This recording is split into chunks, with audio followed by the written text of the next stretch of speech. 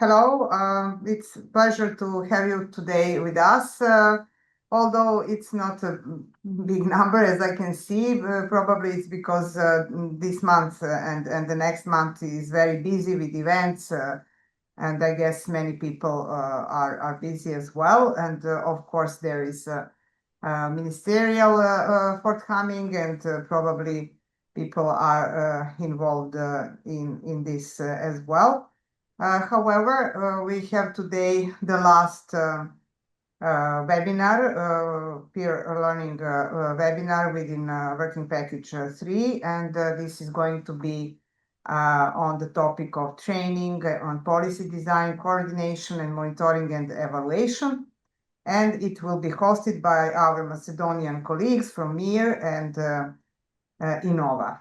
So I would not definitely take the opportunity to speak for 10 minutes according to agenda. And I guess that our colleagues have much more interesting topics and experience to share with us. And I'm giving the floor to Gabriela. Thank you, Sanja. So today we are going to share with you what we have done when it comes to the training part in policy design, but especially we are going to focus on monitoring and evaluation. So I will share my screen now. I have prepared one presentation just to be more interesting.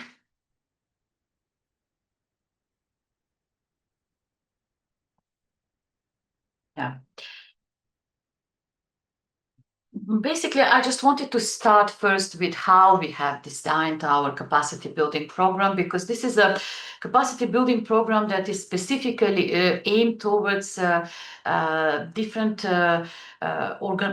institutions that are involved in the topics that are related to the Western Balkans agenda. So research, innovation, education, digitalization, so all of these 6 different dimensions that we have identified within the Western Balkan agenda. In our capacity building program, we also have parts that are dedicated to SMEs, parts that are dedicated to other types of activities, but this is specifically for the public authorities and how we can jointly develop our capacities when it comes to policy design, including monitoring and evaluation. So what we first did as a team, we did try to design a strategic overview matrix. So that was the first step, where we go through the Western Balkan agenda, and then we go through our stakeholders, our strategic documents and everything, so that we identify what is there, who does what, and who is going to be involved in the next steps of building of the capacity building program. And at the end of the day, to build this ownership and have these people in our trainings involved from the very beginning when we are designing. So we are basically co-creating the training program with them. We also, of course, included this desktop review of strategic documents. Although we knew a lot of what was going on, we needed to once again check what is happening. We did this activity together with our partner, with the Fund for Innovation and Technological Development, now known as INOVA, the new agency. And then what was very important for us is to have this stakeholders consultation before we organized this focus group, so sort of focus group where we discussed with representatives of these institutions. We had a survey, a dozen of questions, just to help us streamline this exercise. And then we sat together and we discussed what is best. They also provided the feedback for what can be useful also for the SMEs, their perspective, but basically we discussed what will be the best to be included in the capacity building program of policy answers for them, for the policy makers, for the policy implementers. What we realized during the process is that we do have some, we identified a lot of strengths. I have tried to summarize some of them. We had policy priorities and objectives which were well aligned with the Western Balkan agenda, which is, I mean, quite normal and expected, especially if you take into consideration the aspirations for EU integration and alike. So everything is great on paper. Then we also had sort of good established cooperation among the key actors. So there are the subcommittees, different groups, so they do try to coordinate, especially when it comes to the smart specialization strategy, which was adopted, and there is a functional dialogue behind it, and it somehow streamlined the overall process, because previously we had this strategy for innovation, for different areas. Now within the smart specialization, it's a bit more integrated, and it forces, in a positive way, different institutions to cooperate more closely, because S3 is very, very horizontal in its nature. But once again, we did had a lot of challenges identified. As you know, as you can assume, it's lack of coordination, and above all, lack of understanding and implementation of the monitoring and evaluation framework, how it is correlates to the policy design, how the coordination is done. So that's when we decided to organize this capacity building program in 4 parts, as you can see on the slide.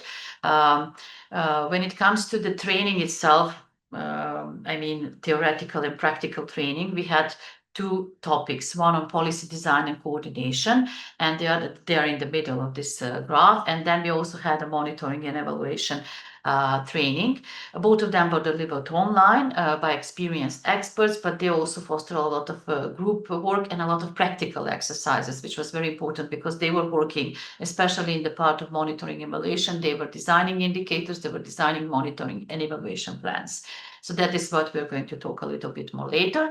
And also we did what we had a great chance, because there was a steering platform meeting in Skopje, and we had representatives from the European Commission here in Skopje, so we had a great chance to organize an info session on the Western Balkan agenda. So on the margins of this platform meeting, we had organized this info session in February 2023, so that was the beginning.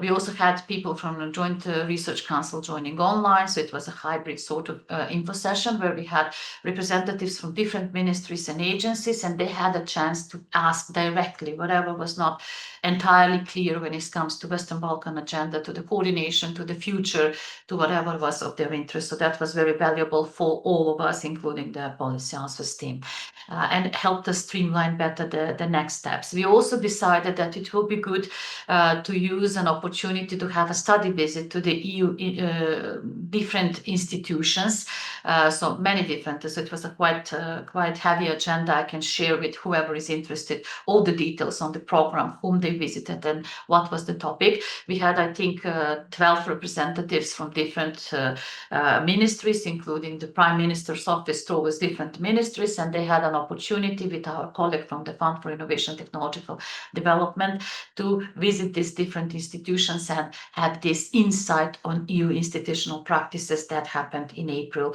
later that year, 2023, and that was happening in Brussels. So that was all supported by the Policy Answers project. So if you need any details regarding any of this, the info session is available. There is a YouTube, on the YouTube channel of Policy Answers, or the Info Hub, you can find the recording from the info session. So if anyone still wants to learn a little bit more about Western Balkan agenda, although it might be a little bit now entering the new phase with the reform agenda and everything, but still it is quite relevant. And also, if you need anything about the study visit, you can contact me or Emilia. We will be happy to share with you any insights that happened during that monitoring, during that study visit. So I will move now to the core of our today's meeting, to our webinar. It's the monitoring and evaluation. So what we wanted to learn a little bit more was to understand the concept, to understand how we can develop a monitoring system in practice. So that means how can we define the relevant indicators, the baselines and targets, because that is one of the key things when it comes to monitoring and evaluation. How we understand what is the difference between monitoring and evaluation, what are the difference between impact, outcome, output indicators. You know that that is always a bit of a confusion.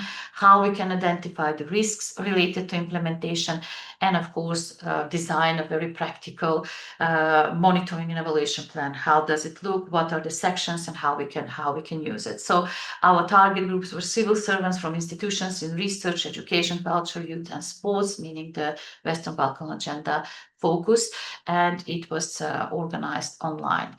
So we had 4 sessions. So that was the training structure, the training format. In the first session, it was, of course, about the concepts, the rules, the elements and steps, and the level of interventions. And they had this practical exercise where we were identifying results level. Then it was the second session, which I think it was the most critical and most valuable for our participants, where we worked on identifying indicators, because this is the essence when you have a look at but regardless if it is Western Balkan agenda or any other agenda or policy document, it is the indicators that you're going to monitor or evaluate at the end of the day. Then they had the session 3 when they were working hands-on with the Western Balkan agenda monitoring framework. So we sat down and designed the monitoring framework and the indicators and everything else that is related. And at the end, it was about reporting. Who does what are the rules, how it is, how do you measure the success? So very much straightforward, very expected training structure. But what was the difference is that it had a particular focus on the Western Balkan agenda, because as you know, there are not that many indicators other than ones that we have introduced to the monitoring framework in our Policy Answers project. So now I'm going to share the key points, which I think is relevant for all of us, not only for the participants on this training. The main difference between the monitoring evaluation, which is sometimes confused. Monitoring is something that you do continuously. Are we on track? So that is the key question that we ask ourselves when we do the monitoring, whereas the evaluation is more periodic, so it's not continuous. It's something that you do on defined periods and where you actually check whether we have achieved the goals and what we have done in terms of impact, in terms of sustainability, efficiency, effectiveness. So that is the core difference. That is the core message that we wanted to share with our participants, and that we wanted also to take as a takeaway with us as a team.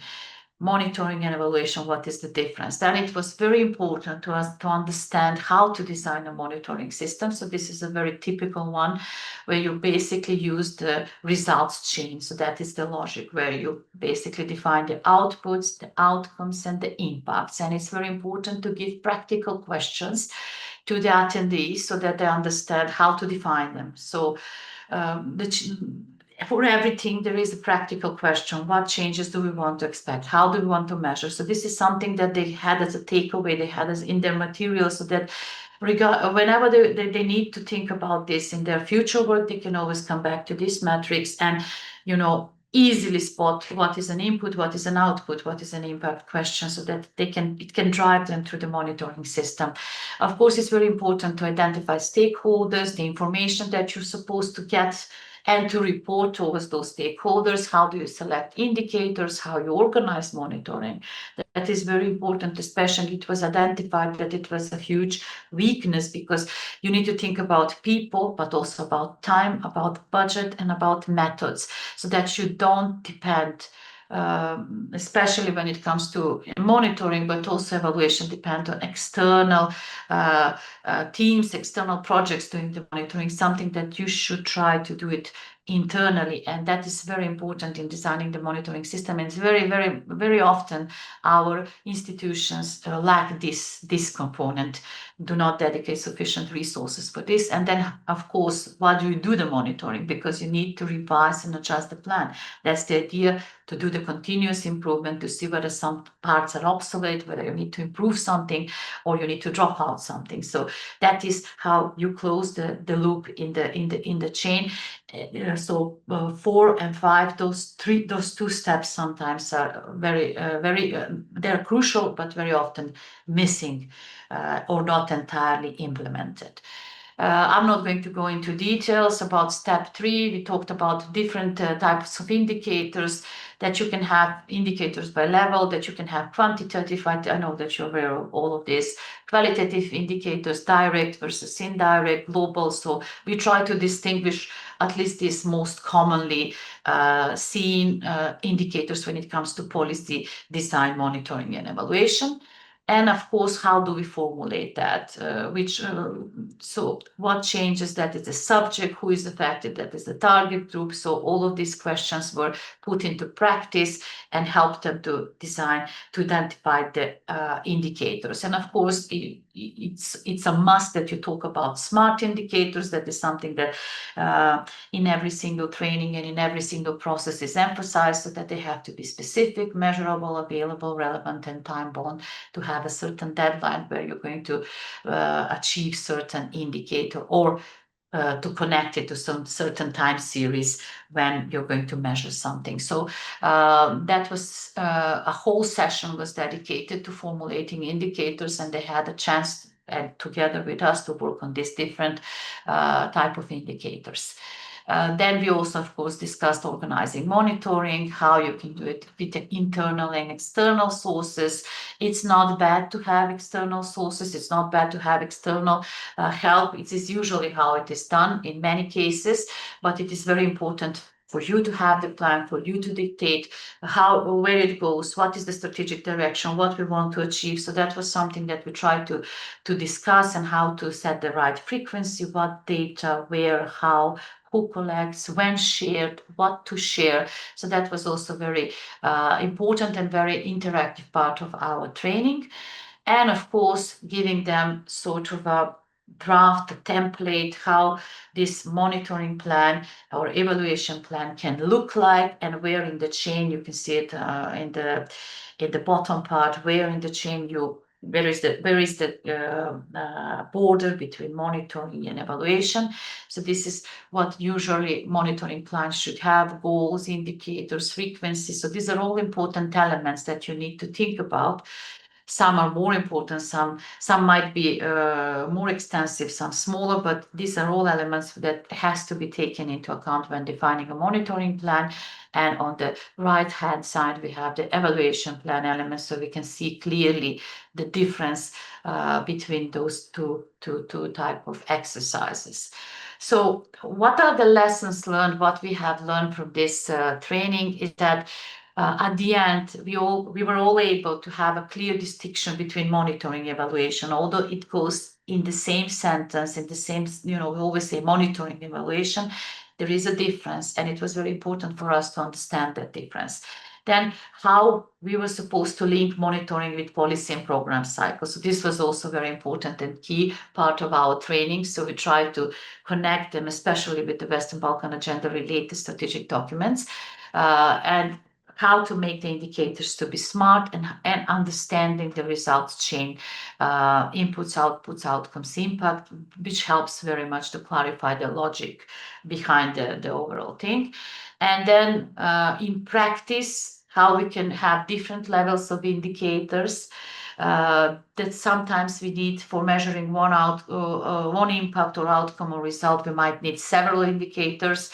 How we define baselines and targets for tracking progress. And one part of our session was also dedicated to risk analysis. So they were able to design a risk analysis matrix, how we're going to manage and prevent implementation gaps.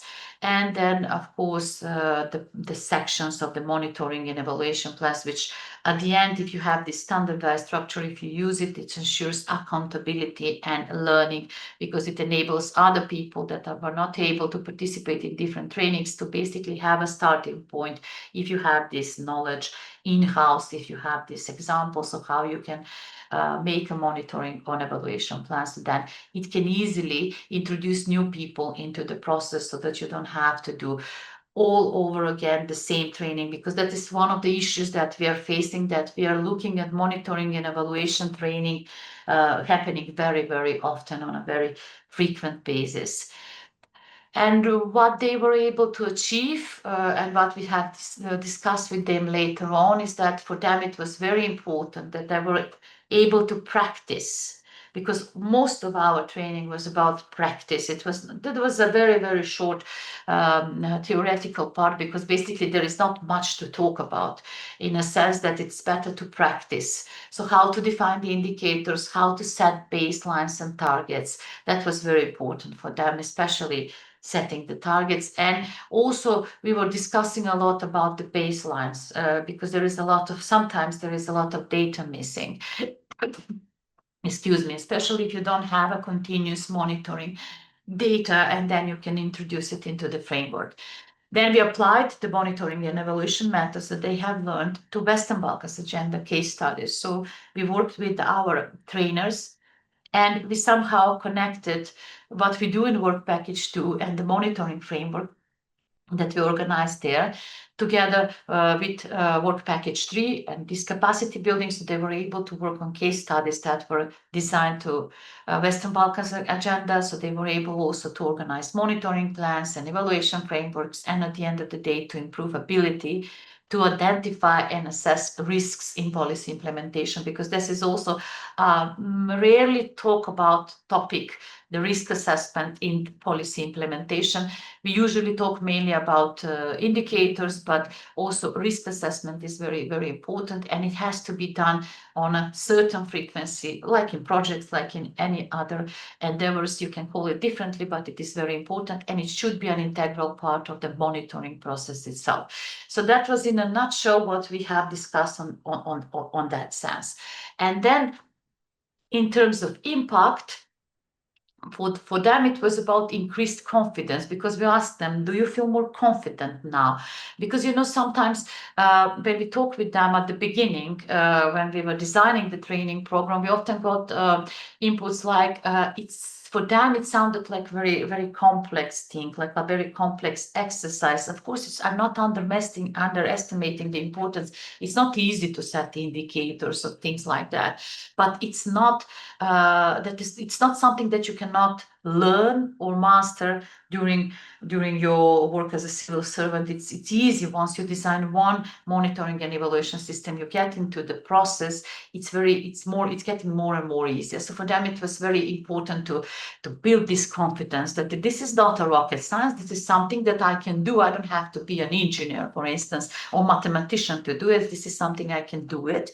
It's very easy. I have these sheets. I have these materials that Policy Answer gave me. I can always ask myself if I'm not sure what is outcome, what is output. I have a question that I can easily connect to it. And also the evidence-based policy making was very emphasized, because we tried to raise awareness that you cannot do monitoring and evaluation if you don't have data. And in order to have data, you need to have monitoring and evaluation. It's something that goes all the way together. So you need to have monitoring and evaluation to set the baselines, because you cannot have a baseline if you don't have data, and then you cannot do any monitoring or evaluation if you don't set targets, if you don't set indicators. It's something that is really it's very often a problem, evidence. How we can use monitoring and evaluation across different areas. I mean, it's research, education, culture, youth. It doesn't matter at the end of the day. It can be, I don't know, it can be any other aspect. It is a way of thinking. It is an approach, and you can use it on any area.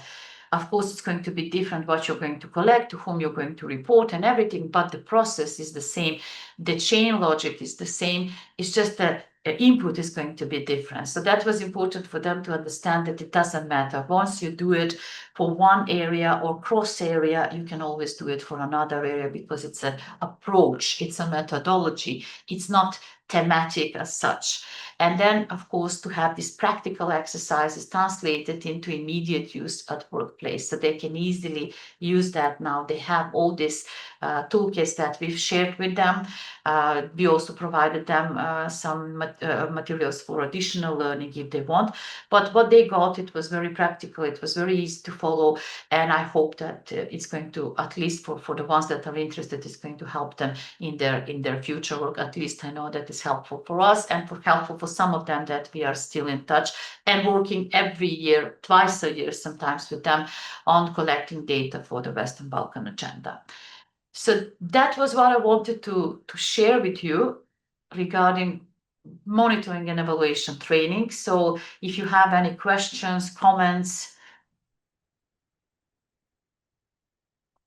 we have a lot of additional information. We can always, if any of you would like to have additional information, just write us, and we will be able to share whatever we have with you via email. Some of the things are available on our Western Balkan Info Hub.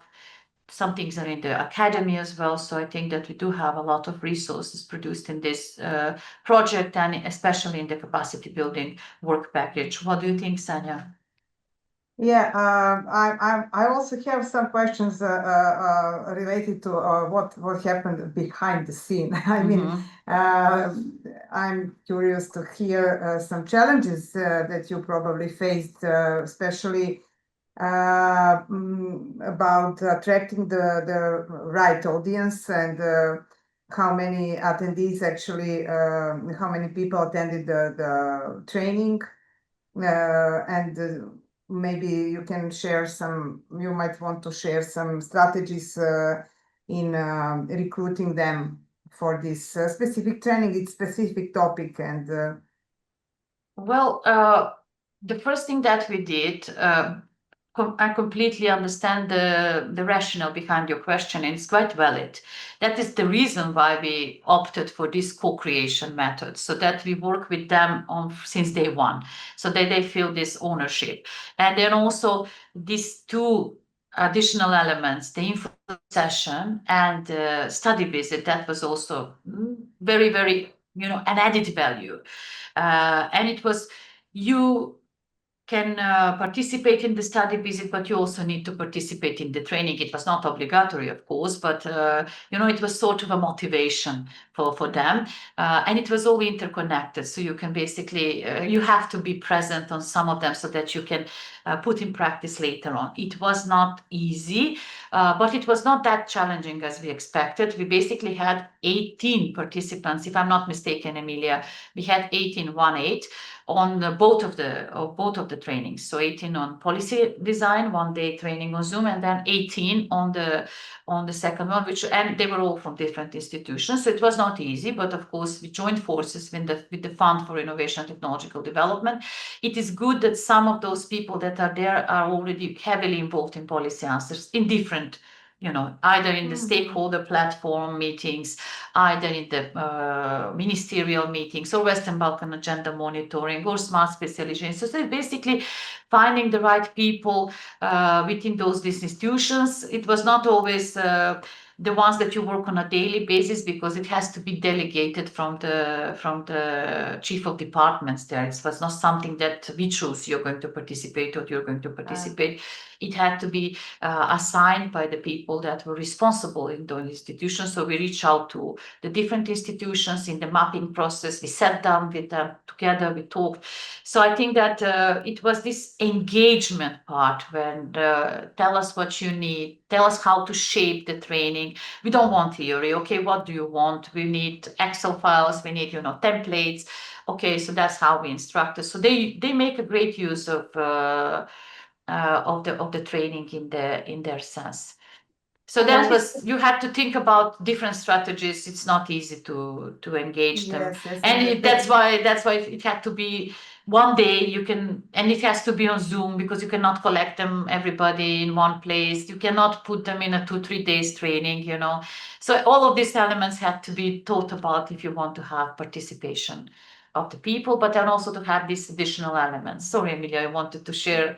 She was more heavily involved, so I think that I wanted to share an example. So this is like an Excel table that really helped us in the beginning. So we listed here the name and the surname of the people that might be included. Those are the institutions, the positions, the email. And after that, we were listing like who has been active in chapter 20, chapter 25, 26, or some kind of working groups. And then we were like adding who is participating in the info session, in the training, because we were like really scoping and seeing in a way to complete who can really participate in the study visit. Because as Gabi said, it was a motivation, but in the same time, we wanted to provide space, because only 12 people could go on the study visit. We wanted as well to give to the ones that were the most active and that participated the most into this program, capacity building program. Thank you very much for sharing this strategy of approaching the potential attendees. And one more question just from my side. Did they have previous knowledge on the topic? some of them, but many of them did not have any previous knowledge because they were young people, the ones that has been in those institutions for many years. But they were very few. Mainly were new people that we met for the first time, that were assigned by their colleagues, by their chief of departments that didn't have any experience at all. So for them, it was even more interesting. Yes. And for the others, was engaging because it was, seeing. It's always good to remind yourself on different tools and methodologies that you can use. But most of them had no experience. Yeah. Thanks a lot for sharing this valuable insights. Is there any other question? Anyone want to? I would like to Yes. ask, I guess we did evaluations after this, I mean, like a training evaluation. So this is more for me now because I'm planning the S3 workshops at the moment in Skopje. Do we have like a generic evaluation form that we use for all our capacity buildings? Or it depends if it's a ecosystem one or a very internal one. I mean, and I guess how did they score us on this? If we have results from that evaluation. Yes, we do have this evaluation form that we use in capacity building. We can share it if you like and they score us highly. That's why I said that for us it was very important. So first we did the first training and then we took out the results and we analyzed it, and we also had identified points where we can improve, in a sense that they wanted even more practical approach. So that's why we changed the second training, which follow up on monitoring and evaluation. We insisted on even more practical work. So that's why 2 of the sessions are basically they did only monitoring and evaluation framework, strategies, identification. So we put the theoretical part to minimum, and in order to compensate, we decided to give them additional links in case they want to learn, if somebody wants to learn a little bit more theory, because they only wanted practical things, because they said, we've heard, especially the more experienced ones, which are always, more outspoken. The people that don't have so much experience, they're, always, am I going to say something wrong? But the ones that are more experienced, I always value their input, not more, but for me, it's a bit more important because they know what they're talking about. They have a previous experience. They've been to different trainings, and they said even more practical. So that's why we fine-tuned this second session, or the 13-hour role, because of the info session, then the policy and design and monitoring evaluation, even more practical, in order to keep them whole day engaged in these 4 sessions. So it has to be practical. And it's really, when you do if I go to training and they give me an exercise, it's really some, the time just flies. If you do a lot of theory, it's not engaging. It's not engaging. Yeah. Thank you. Yeah, okay.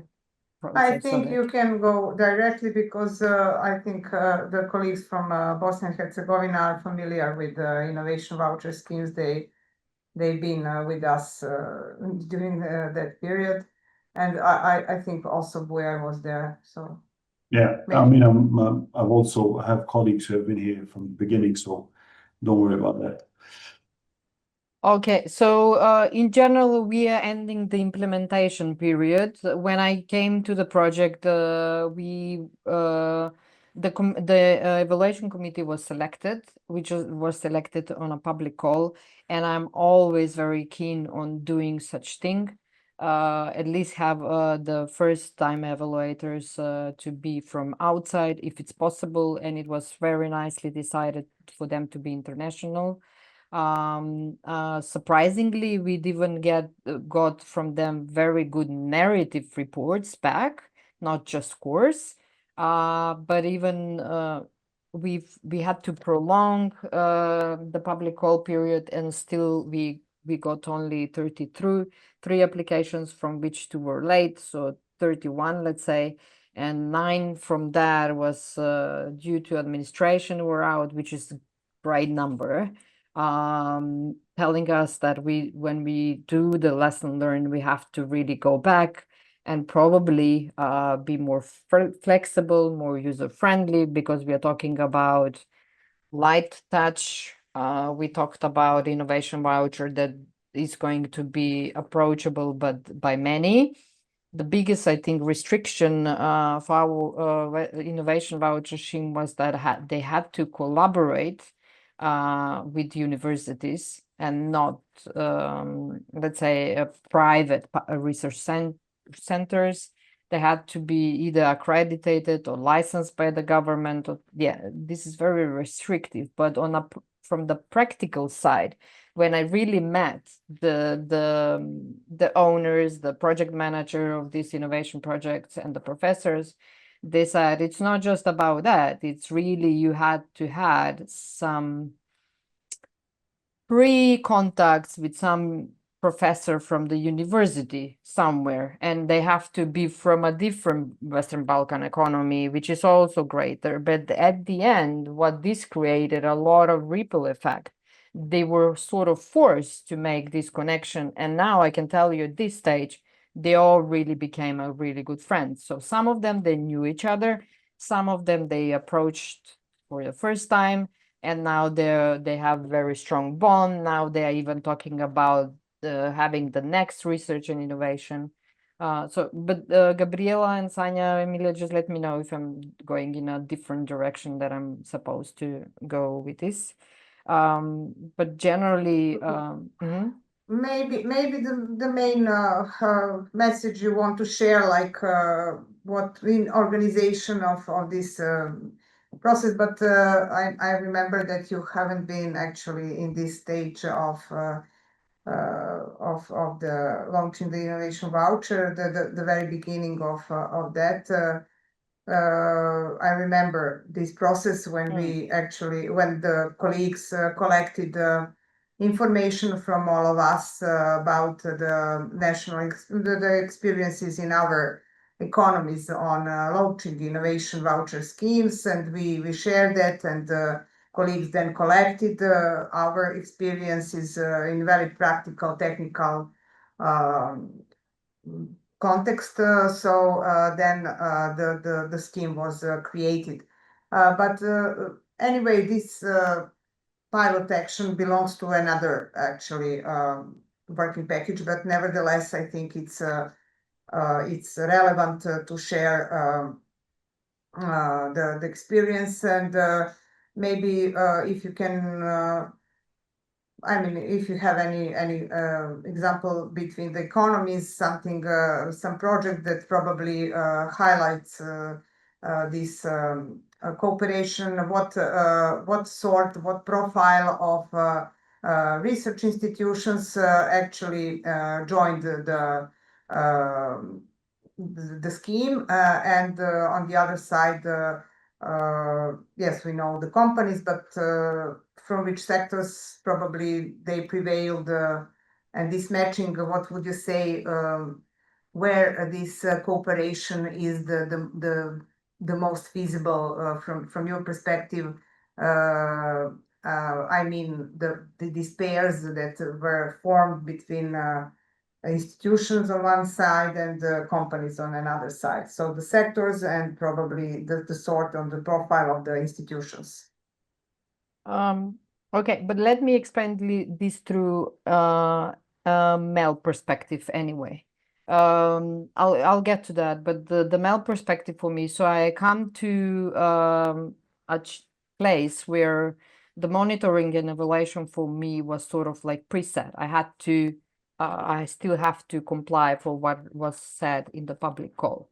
What I have noticed that in the evaluation process, which is for me completely, it's different than monitoring. It's they interconnect at the end, but monitoring for me, it's really, I equal always this with purposeful engagement. So no matter how smart indicators you will do, if you do not engage with your beneficiaries, you cannot monitor them. So you have to really focus on the way you're going to engage with them, and especially with the business, you have to understand that those people are crazy busy. So it's not about, oh, I've sent you an email and I'm resending it again and resending it again. For me, what worked, it was engaging them in any possible way, mostly online, but WhatsApp calling them without hesitation, like the personal contact. And now I know exactly in which stage they all are. I call them by their first name, for example. So this allowed me, really, I can easily now, without rechecking or asking myself if they're really giving me truthful informations, and I can tick the boxes of the indicators that I have. So this is like a practical advice. And on the evaluation part, I would really say for us as a state institution, everything comes down to some legal forms in the evaluation part. And just because of that, and I will, to make the process easier, we ask for 2 documents in the public call. Surprisingly, 2 of the companies already send their reports without even me giving some templates. And to be honest, the template is better than what I was planning. So I will use some of their points, what they prepared, to maybe enrich the template that I have. So it shows that probably they're already experienced and they participated in some other calls like this maybe. But definitely some of them, they need a lot of hand holding. Some of them, they don't need even a guidance. But definitely my recommendation is to really to go away as much as possible from these legal forms. Yes, for example, on my side, what I will do, I'll prepare everything in Macedonian because it's needed for my financial department to pay the rest of the vouchers.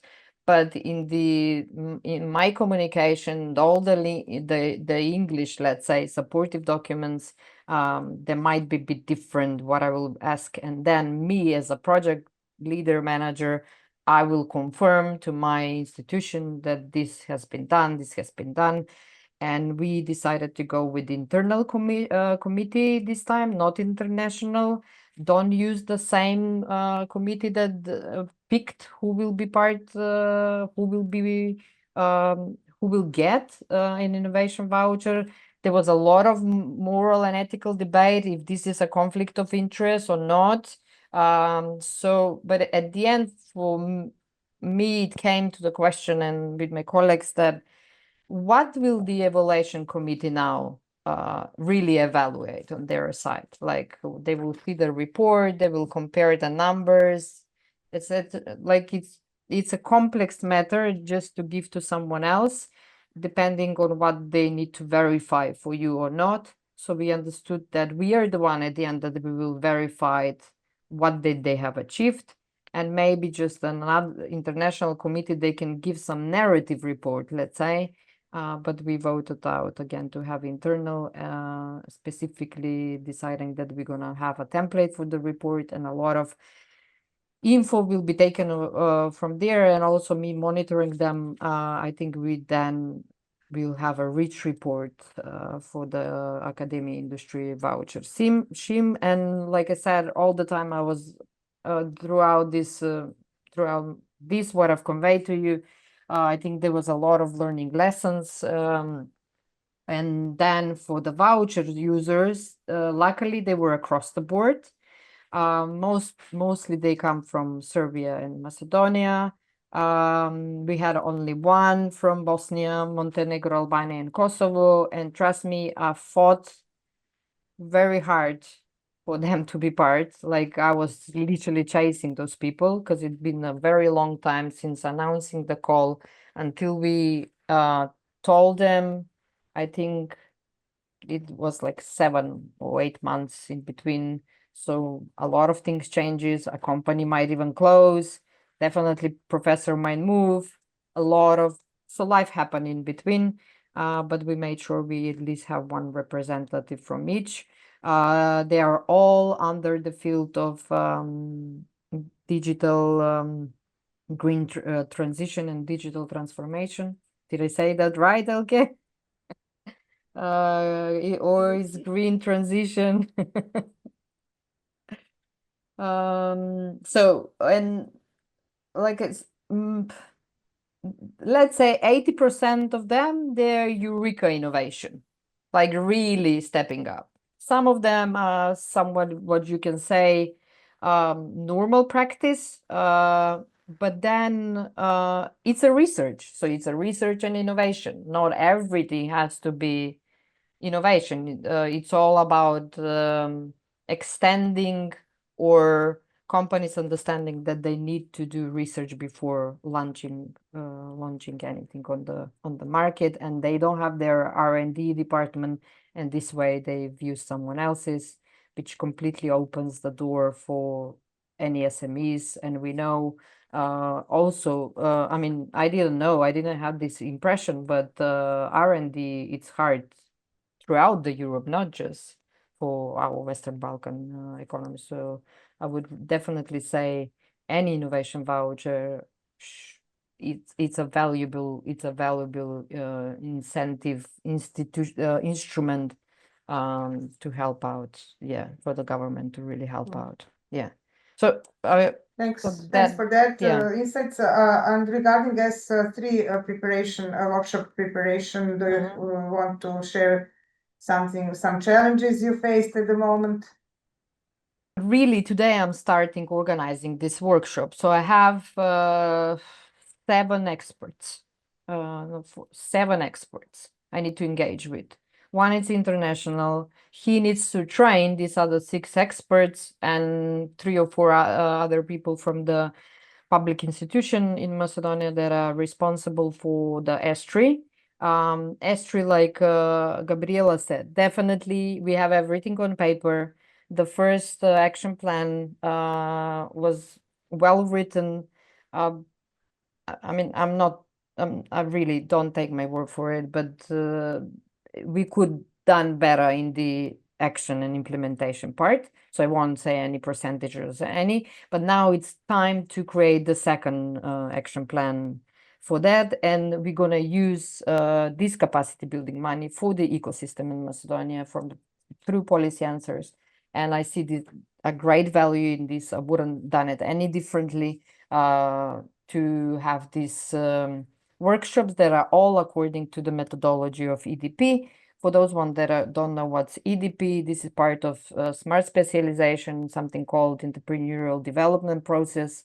It's very formalized process that needs to be followed. And we're gonna, I don't know, it's very just small part, but it's a starting point for the institution to continue working on the S3. And I will, for example, I will be Maybe- contact. Sorry, just how did you have you already mapped the stakeholders as potential attendees of this workshop, and how many of them are listed? So the complication comes here. Actually, the experts themselves of the 4 verticals, let's say, so the 7 experts are international experts that will train the other 6. There's 4 thematic experts for the vertical that Macedonia have signed for, let's say. And then the 2 others, innovation policy expert and S3 expert, they actually have to do all the work. We are paying them to invite the people, decide who will be part as an audience. So we have more like event management, I guess, role here, but we need to make sure everything goes in line. So that's why I'm a bit, in which direction I do we go. So definitely I'm meeting them, let's say this week or next week, and giving them sort of the same assignment. They were part of the tours. But they need to understand that they are the one, and the experts themselves, they need to decide who. I think it's around 20 people by the methodology of EDP they have to invite, and they need to be interdisciplinary. Let's say if it's a vertical smart building and smart materials, the expert itself needs to make a list of who holds a key role in which institution in Macedonia and needs to come on board in this group. And this group is supposed to like be an institutional group that will work from now on. They will be the working group that will drive that vertical of S3. So it is very complex, and I do hope. Yeah, it is. Yeah. Sorry, Andrijana, to interrupt you, but I think we are running out of the time. Or we have actually, I think, 1 minute for any additional question, potentially from the audience, from few of us present, if any.